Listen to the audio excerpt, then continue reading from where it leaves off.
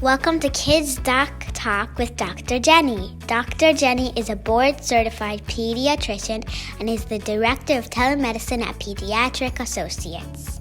Welcome to Kids Doc Talk with Dr. Jennie. Today's guest is Dr. Jessica Kalia, talking about the 4th trimester and NICU Grads.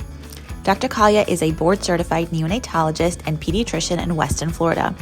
She recently left her full-time job as a neonatologist to open a private pediatric practice where she sees newborns and follow-up from former NICU graduates. She received her undergraduate degree from the University of Pennsylvania and medical degree from the Des Moines University College of Osteopathic Medicine. She completed her pediatric residency at the Children's Hospital of New Jersey at Newark Beth Israel Medical Center and fellowship in neonatal perinatal medicine at Maria Ferrari Children's Hospital, New York Medical College.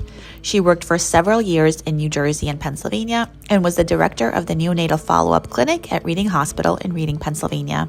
In 2015, she relocated to Florida and has worked for 2 of the large neonatology groups in South Florida.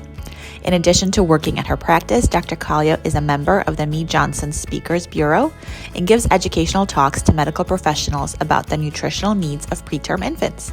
She also continues to work per diem in several Nicholas Children's Hospitals NICUs in South Florida. When she is not working, she enjoys spending time with her husband and 3 children. She loves living in a vacation destination. Welcome, Dr. Kalia. Hi, Dr. Kalia. Welcome. Hi, good afternoon. Good afternoon. So I have so many questions and I'm excited to get started. But before we start, can you tell us a little bit about kind of your practice? Because you're a neonatologist, but I know what you do is a little bit unique, not the typical day-to-day sort of life of a neonatologist. So kind of tell me about your practice. Sure. So I have a newly established practice within the last year. It's called Preemie Pediatrics and Newborn Care. And what it is, it's a concierge style practice where I offer home visits and telemedicine visits for newborn care. And one of the things I focus on, because I'm a neonatologist and, I've always loved the NICU, I focus on the transition home for former NICU babies.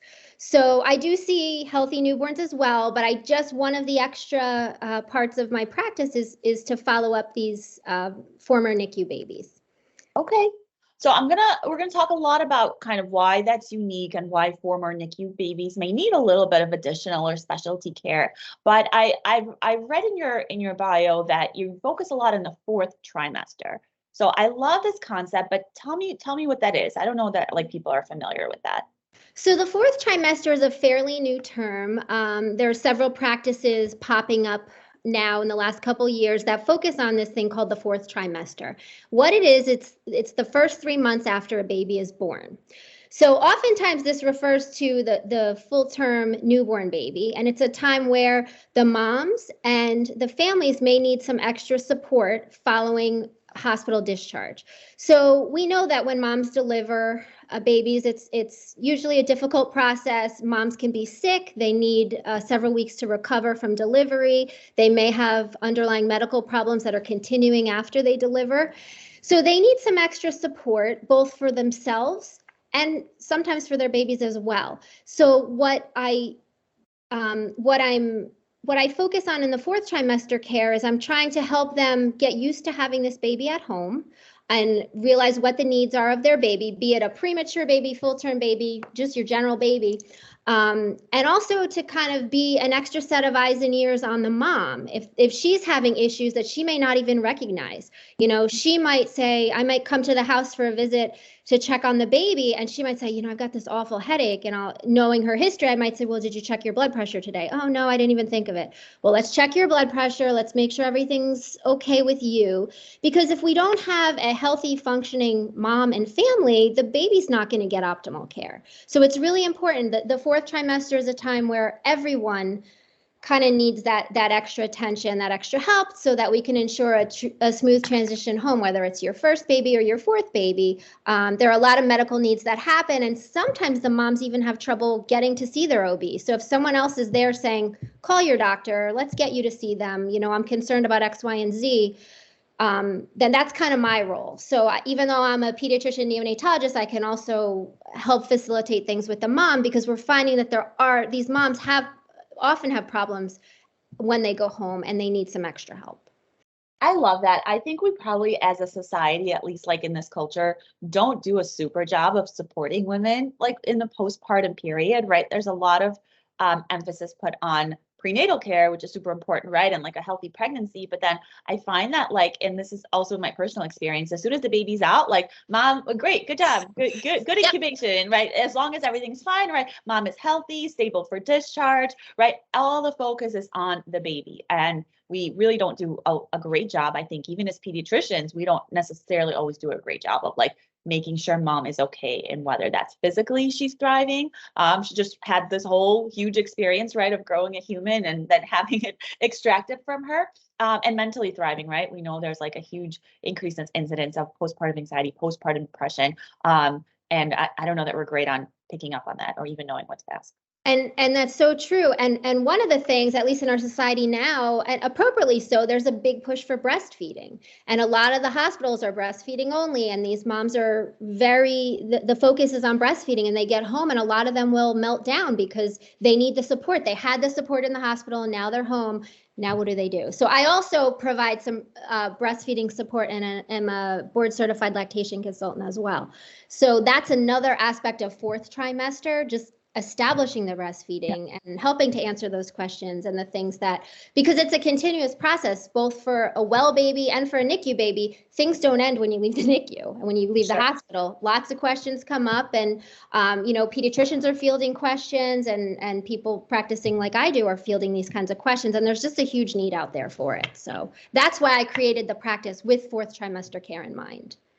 I love that. So you keep mentioning the NICU and you're a neonatologist. So I think I have to ask, before we talk about NICU grads and their unique needs, what are some reasons that a baby may get admitted to the NICU? Like a baby's born, right? Hopefully most people just have a healthy baby, but we know that's not always the case. What could happen? So the first and foremost, the most common reason babies go to the NICU are for prematurity. So we know that premature, the definition of prematurity is less than any baby born at less than 37 weeks. So if your baby is born 3 weeks before the due date, they're still considered full term. But if you're less than 37 weeks, you're considered a preemie.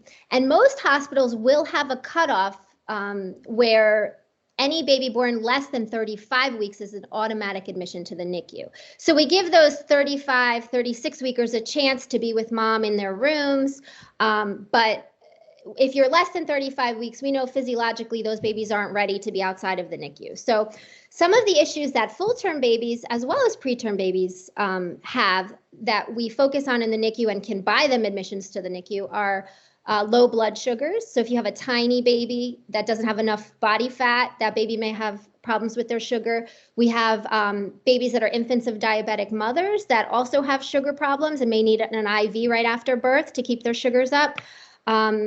Other things that can get you admissions to the NICU, if we're concerned about infection in a baby, we're concerned about breathing problems. Any baby that needs any type of oxygen or assisted ventilation needs to be in a NICU. Babies that have problems keeping their temperature up, and any babies with congenital anomalies that are extensive or need specialized care and specialized support, whether it's a genetic anomaly, a cardiac anomaly, a problem with their heart, those would be the babies that we see in the NICU.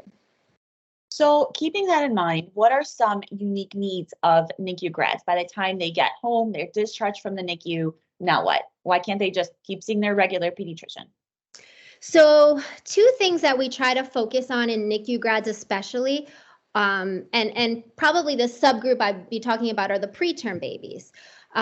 Really their growth and development. So nutrition, growth, and development are the most important aspects, and also what I focus on in my practice. So when you have a preemie baby born, they miss out on usually the 3rd trimester and sometimes even part of the 2nd trimester of gestation. And they don't have that period of time where they're taking the nutrition from mom and building up their supplies of calcium and phosphorus and iron. So once a premature baby is born, in the NICU, we start a feeding regimen and we weigh them. For those of you that are NICU parents, we weigh them every night, and we're very meticulous, every sometimes twice a day, right? Sometimes yes, twice a day, like before feeds, after feeds, multiple times a day. Yeah. So we're very focused on their growth. And in the NICU, sometimes because these babies are sick, we can't maximize their growth potential. So they have to recover from what's going on. We have to provide adequate nutrition in the NICU that will then allow them to get better and then progress on. So at the point when they're discharged from the NICU, they're usually growing well, but most of the time we've seen in studies that their growth curve just takes a huge dive. So they have this time of growth restriction after they're born because they were sick, because they were premature. So we need to make up for that. And we can't make up for that while we're in the NICU. It's just impossible. So we really need everybody's help once the babies go home. We need it's a team effort. You need doctors like myself who's focusing on growth and nutrition. You need pediatricians focusing on growth and nutrition to kind of guide families on what we should be doing when the baby goes home, because we send the babies home with a regimen, feed 35 milliliters every 3 hours. But as the baby grows, that's going to change. And so parents kind of need some guidance on where they should go with that. And why I'm mentioning growth, it's so important because the biggest growth that's happening is in the brain. And the time to support that growth is really right after birth, right after NICU discharge. We need to maximize the baby's potential. Despite what happened to them and what they were sick from, all of them need a chance to have their potential maximized. So you spoke a little bit about the unique nutritional needs of a NICU grad, and I have to be honest. So I'm a general pediatrician, right? And when I see like a NICU grad on my schedule or like that first post NICU visit, I do a little like, okay, let me prepare myself, right? And they come with a summary, and they come with this whole sometimes like very long summary, and you kind of have to go through and put together all the puzzle pieces of everything that happened to them in the NICU. A big question that I think comes up a lot is their continued feeding regimen. The NICU and the NICU nurses, right, are very good at like exact measurement out of the specific formula or the specific maybe fortified breast milk that the NICU babies are on. And when those babies get home, it sometimes becomes very challenging. Most recently with the formula shortage, I know this was really a challenge to try and figure out the best way to feed the babies when maybe their formula wasn't available. When do you typically recommend, or when is it kind of okay to start transitioning to a term formula, or is there certain criteria that the baby has to meet before we make that decision?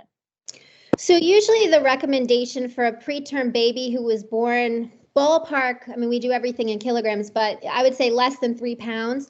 The recommendation is to give them additional calories and nutrition for the first 3 months after hospital discharge. So if you've reached that time period more or less, and you see that the baby's growing well, then it's probably okay to switch to a term formula, especially in light of what's been going on with the formula shortage. But prior to that time, the preterm formulas, Enfacare is one of them, NeoSure is another. Those have the extra calcium and phosphorus that we were talking about, and extra iron to help the baby grow.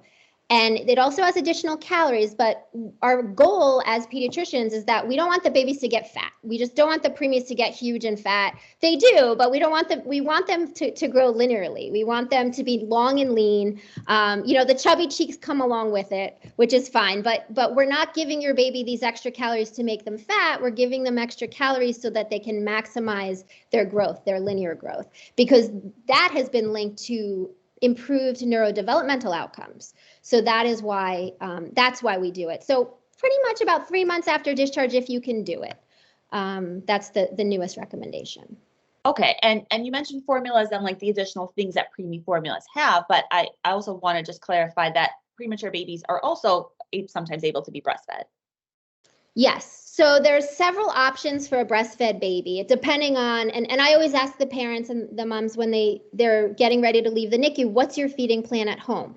Because in my practice, I like to, when I'm in the NICU, because I still work some shifts in the NICU, I like to kind of try it first so that when they go home, they know like, okay, this worked there, I can do this at home.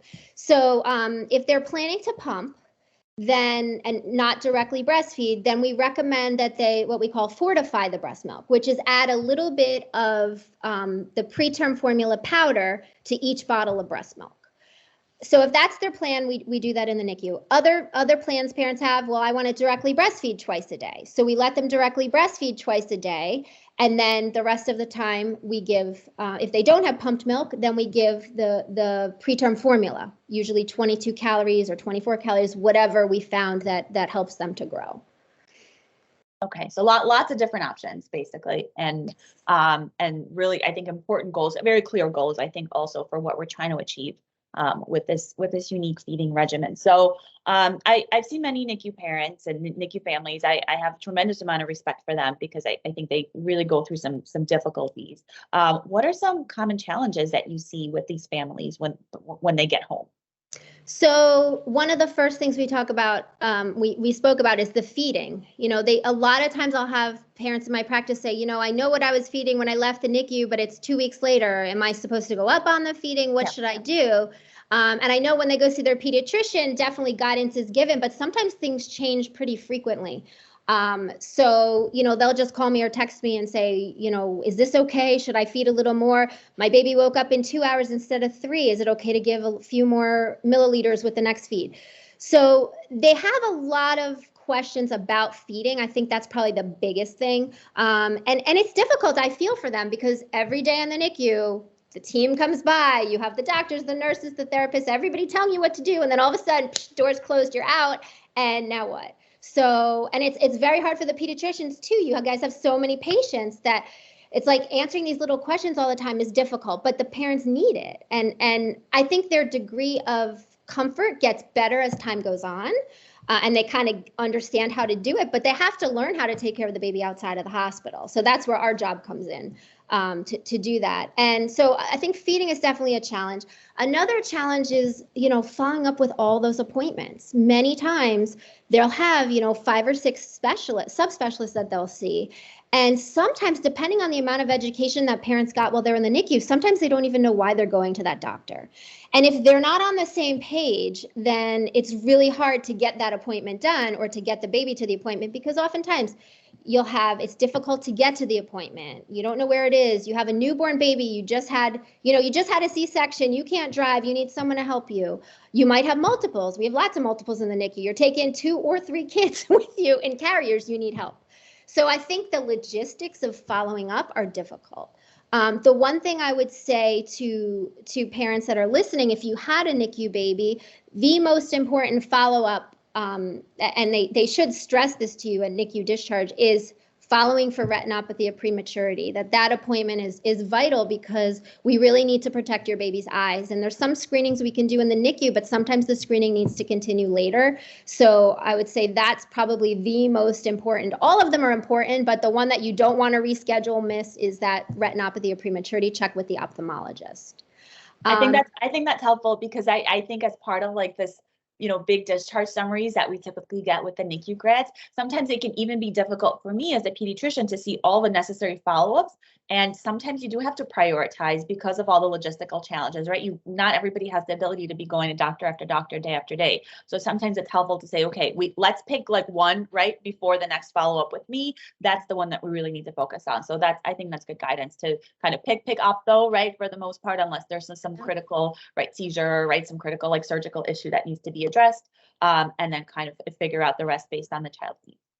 Yeah, and the practical aspects come into play. Everything is kind of self-contained in the NICU. The specialist comes in, no problem. But once you're out, there's a whole new set of things to deal with. So it is different. So yeah, prioritizing, I think, is very important. And then I think another challenge, a common challenge for families, is a lot of them don't realize. I mean, I see it as an observer. I have never had it of my 3 kids. Fortunately, they've never been in the NICU, but I've seen it after many years in the NICU. Parents have almost like a post-traumatic stress disorder response to being in the NICU. And they've studied this and they found even if your baby was in the NICU for 3 days with a little bit of oxygen need, or your baby was born at 22 weeks and was on the ventilator and has a tracheostomy, they all have the potential for having that post-traumatic stress because it is a stressful place. So the parents have to come to terms with that and really still be able to provide care for their baby, even if it's having some psychological impacts on them, because it's difficult. It's not an easy place. We always say when I talk to families before, like the moms that are going to deliver at the hospital prenatally, and I say, we have a NICU here. Hopefully I won't see you. We're there if they need us, but it's not always a great place. It can be traumatic. So, I think that's something that has to be addressed as well. You need the support as a family, as a parent, you need the support, and there's a lot of resources out there to help for this, because there's a lot of parents in the same shoes as you. I know March of Dimes has a lot of support for NICU grads, and there's another organization called handtohold.org, and they have a lot of online support groups and peer-to-peer counseling and things like that, because the NICU, just because you're discharged, the feelings from the NICU don't leave these families. So and they need to move through it and be able to care the best way they can for their babies, and it's hard. It's not easy. So some of these babies are really sick and have a lot of medical problems. So it's tough. For sure. Yeah. I think also many people end up with a baby in the NICU that they weren't necessarily expecting, right? If you have, let's say, difficult pregnancy, and you know that the recommendation is to deliver prematurely, sometimes you can prepare for that. But oftentimes we know babies end up in the NICU that everything was fine, healthy pregnancy, and like nobody expected this, right? People have this whole birth plan sometimes, and like nobody thinks that maybe something can go wrong, and then there's going to be challenges afterwards. So I'm sure that can be impactful. I do just want to take a step back for a second. Not all NICUs are created equal, right? There's different kind of levels of NICU based on the acuity that they can take care of. What could break that down for me? Kind of like what are the different tiers? So there's 4 levels of NICUs in the United States. They're numbered 1 to 4. So NICU level 1 is pretty much a well baby nursery. So you have people there, doctors and nurses, who can take care of your baby once they're born, but do the basic screenings that are done when your baby's born, the congenital heart disease screening, the newborn screening, the hearing test. But beyond that, that's pretty much who they take care of, your regular well baby. NICU level 2 is usually called a special care nursery. And it's very state dependent on the criteria for those NICUs. I've seen them handle babies as low as 28 weeks gestational age, and others up to 32 weeks would be the youngest baby they could take care of. And there's also different weight criteria. I've seen 1 kilogram, 1,500 grams. It's state dependent. Level 3, your level 3 NICU is basically they have all of the services that a sick newborn would need. They can take care of any gestational age. The youngest we resuscitate is 22 weeks gestation, and they can take care of any problem. They may not have all of the subspecialist support that you would need. So they may not have a surgeon. So there are some limitations in a level 3, but generally a level 3 can handle most of the common things that we would see with a baby needing NICU or neonatal intensive care. Level 4 is your regional referral center. So that's the highest category. So those are the hospitals that will have, if your baby has congenital heart disease and needs heart surgery, that's where your baby would get sent to. They're a referral center. They take in a lot of transports. They have all of the subspecialists, so they can pretty much do everything. Not every baby is going to need a level 4 NICU. So really, just depending on the size and the age, the doctors working there kind of decide if the baby needs to stay where they were born, or if they need to be transferred out for a higher level of care. That's helpful. I'm just thinking back to, so my oldest daughter, she was a 37-weeker, which is term, but she did need a little bit of NICU care. And I'm trying to think, when you mentioned that, like sometimes even those families have a little bit of post-traumatic stress, I was thinking like, I don't think I have that. But then as you were going through the levels, I realized, I absolutely do. Because then when I had my last 2 kids, I made the decision of where to deliver based on the level of NICU. So that's why I was told pediatricians. So that's why I tell people that pediatricians choose the hospital where they're going to deliver. You start in the back, right? Normal people will like choose a doctor that like resonates with them. They love the OB. No, I start in the back. Highest level NICU that I can drive to like safely. Okay, it's in the state. Okay, what doctors deliver there in that hospital? And that's how I chose my OB. So I think maybe that's how my PTSD is like manifesting like over a decade later. It's so true. It is. You got to make sure there's a level 3 NICU there, Exactly right. So like I bypassed like 3 or 4 hospitals on the way to like the hospital that I ultimately delivered at. So I was like, not this NICU, that one. Okay, that one. Yep. They have ECMO. I don't think I'll need ECMO, but that's where I'm going. Right.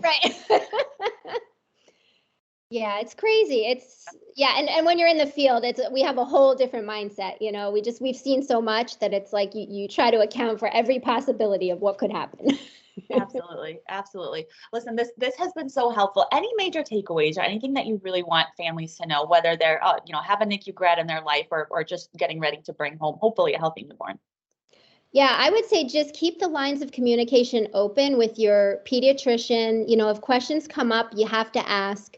You should be comfortable at home with your baby, and no question is silly. We're all here to help you get your baby home, whether it's a full-term baby with an uneventful hospital stay or a complex NICU baby.